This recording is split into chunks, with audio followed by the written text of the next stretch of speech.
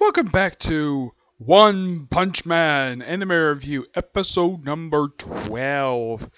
This is reviewing the 22nd episode of the anime, The Encircling Net of Justice. This one covers roughly just almost about 3 chapters. I'd say about 2 chapters in a way. Well, they do cover almost the entirety of the 3rd chapter, except for last 8 pages of it. Yeah, what they adapt is quite interesting. Okay. Now, for the first chapter, they pretty much cover chapters 79 to 81, and that's it. Now, what they adapt from these chapters is simply this. For 79, they pretty much pick up right where last week's chapter left for last week's episode, and cover the rest of the whole chapter. 80, they cover pretty much the entire chapter except for 2 pages.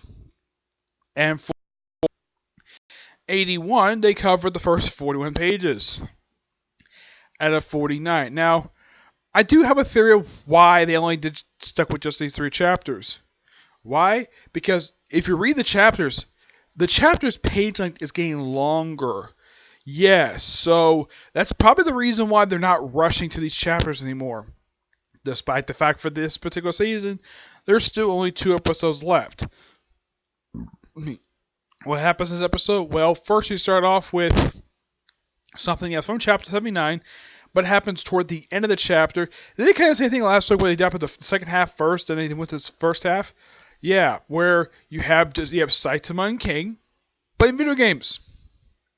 Yep, they're playing a PS4 and what looks like to be a version of possibly Mortal Kombat. Well, some fighting game, I don't recognize what it is. It's not Mortal Kombat because if the series uses Mortal Kombat, they probably have to face lawsuit from NetherRealms.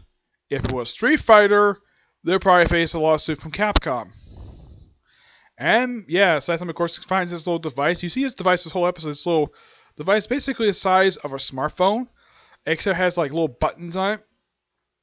And King got one, but according to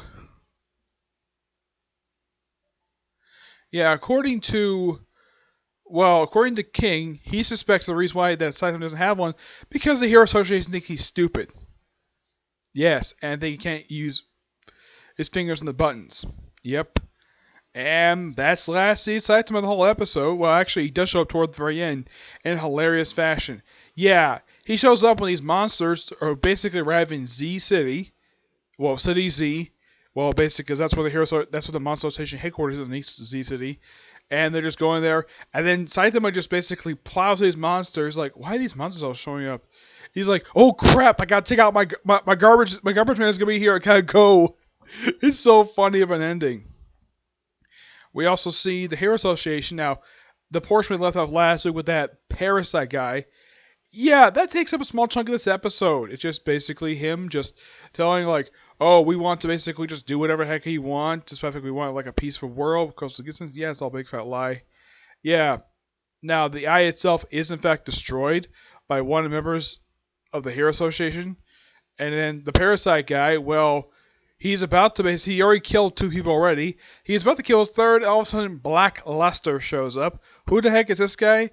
Well, he's a guy who possibly could be this world's version of Luke Cage. Because he has unbreakable skin. Heck, they even have this Parasite guy who's little drills his fingers. He tries to go through his skin, doesn't do anything, and of course, he goes watch out, there's this little thing. It's he just takes things, just swaps like a little bug. He's really? And it was all panicking, so he wants him to stare at his muscles. Okay, just have confidence. By staring at my muscles. Yep, I think this guy might be gay. It's possible, but who knows. Yeah, this is an odd scene, but it does get mentioned a little bit later on. As for Genero, the hero killer, well, you pick up right where he left off last week's episode, him just in that place he got knocked into, sees a guy called, I think his name is Death Glider. He is basically a guy who looks like he's shown up a few episodes back, taking on that giant CGI centipede monster who's a dragon level threat, and he just shows up with of course he has his little Gatling gun, and of course he's an X-Class hero, and he basically, now Zombie-Man was actually in this very alley, no mention of what happened to him, so Garen sees him and just walks off, Of course, he later goes to his hideout, which is his shack in the middle of the city park. And these 4 kids, one of whom happens to be the kid who actually has the hero guide. So he's told by the 3 kids who basically supposed to be his friends. I highly doubt they are. They probably don't give a damn about him.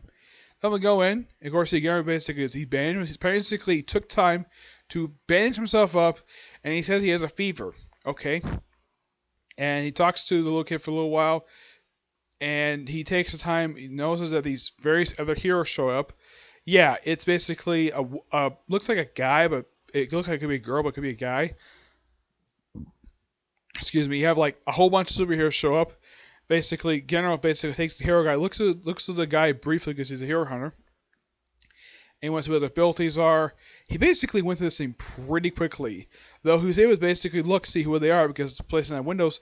So he just takes his finger and pokes a hole through the wall, probably because the walls are pretty thin anyways. Though it's got a pretty strong roof, but it's got pretty thick walls. So he reads really quickly, and he gets into a fight with the heroes. He tells the kids to stay inside, and he tells them not to shoot the shed. Well, I want somebody's like come to a bed. Yeah, there's an unofficial reason why, because there's a kid inside. He doesn't want the kid to get killed, because the guy does care about kids. So he fights him, and this is something you don't really expect in the series. You actually have a circling camera shot, which first time I could think of this has happened in this series. We have various characters coming at one, and it's basically almost like you have a circle camera shot. You do see this in live action a lot. I've seen it anyways. I can't think of examples, but this is something that you generally see in live action. Not much in anime, but it's great when you see this.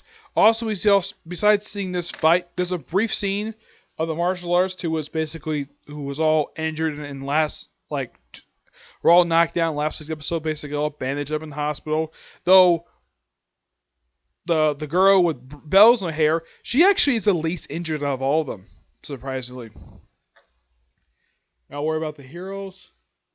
Oh my gosh, there's a squirrel in my window. Like, oh my gosh, I've lived here for over a year, and I've never seen a squirrel up my window. It's so hilarious. Like, I'm talking this video, and all of a sudden a squirrel just pops in my window. It's so funny. Yeah, never happened before. So yeah, and the episode ends basically about halfway through the battle, and yeah, I know it doesn't get fill up the whole chapter because I looked the rest of the chapter. It doesn't have pretty much the rest of it. It's mentioned other stuff later, other heroes, and yeah. So I'd say they did a pretty good job with this episode. Adaptation-wise, they kept pretty much everything in. There's nothing really they changed. The only thing they cut, which is basically just 2 pages from chapter 80, and that was pretty much it. Yeah, everything's pretty much there. Dialogue-wise, they kept pretty much mostly everything in. I think they may change a word here or there. I don't remember where it was in the episode, but yeah, really good episode. And we're going toward the end of the season. There's only 2 episodes left. Yeah, so I've got a client here right now. Would you come and watch me and put the vegetables in for 7 minutes, alright? okay. I just looked right now. Okay. Anyways, yes. Trying to think here. Yeah, there's nothing really much else to say about the episode. The episode was really good. Funny. Yes, it was definitely funny. Basically, I said to myself, it was the most hilarious part of the episode. Everything else somewhat serious. Oh, also, there's a scene in the Monster Association room. And, yeah, this is kind of disgusting, but I have to bring this up. The king of the Monster Association, Lord Atru, sees Roachman. Yes, the guy called Roachman. A guy who calls a loser, like, what are you doing here? So basically uses, I think it's part of his head, or at least his tail, picks the guy up, and eats him alive. And he's going to do the same thing to Super S, who got defeated, though she was left with a scratch. And his second man is like, yeah, leave her alone. Her power is very useful. Though she gets taken care of much later. But yeah, that's this particular scene is the only time you see her, because after this, she show up again in the manga for a good 20 chapters. That's about 25 chapters, I'd say. Yeah, she doesn't show up again until just past just after chapter 100. Yeah, that's the next time she appears in the manga. She's absent for a good period of time. I'm surprised they actually kill her off because she had a good look for her. She's actually probably one monster I probably would like to see survive, Though she offers herself the sweet mask to be her slave. I mean, it doesn't show he killed her. Just that, oh yeah, there's some blood. It possibly may have killed her, but never confirmed if he ever did, because all you see is blood. You don't see a body. I wouldn't be surprised if he let her live. He probably just basically just sliced up her neck or something. But I'm sure he probably wouldn't mind having this woman as a slave because she offered it. He might. Who knows? Okay. So yeah, that's particularly it for this particular review. I have 2 more reviews coming. One, of course, being a review the newest episode of Black Clover. I'll review the new chapter of the manga, which is chapter 209, and the review of the newest episode release for Fairy Tail. And that will be it for today. Only just about 3 videos. I have 2 left, okay? Those will get later. And then maybe if I get time, because I'm almost getting very close to finishing this particular season, review of this 24th season of Case Closed. I've got like 5 episodes left. So it's possible for that one. The other 2 are definite. But the Case Closed one is a maybe on that part, okay? But see you in the next video. Bye.